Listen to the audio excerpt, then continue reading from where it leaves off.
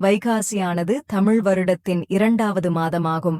இளவேனிர் எனப்படும் வசந்த காலத்தில் இம்மாதம் வருவதால் கோவில்களில் பிரம்மோற்சவங்கள், வசந்த விழாக்கள் கொண்டாடப்படுகின்றன.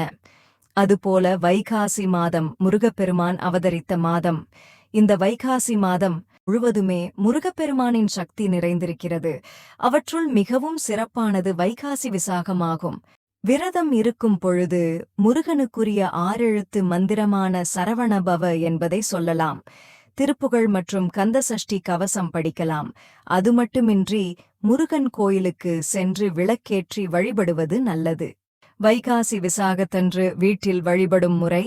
வைகாசி விசாக நாளில் வீட்டை சுத்தமாக்கி பூஜையறையில் முருகப்பெருமான் படத்தோடு விநாயகப் பெருமான் படத்தையும் இணைத்து வைத்து அதற்கு முன்னால் 5 முக விளக்கு ஏற்றி 5 விதமான பழங்கள் மற்றும் சர்க்கரை பொங்கல் அல்லது எலுமிச்சை சாதம் நைவேத்தியம் செய்து பிரார்த்தனை செய்யலாம்.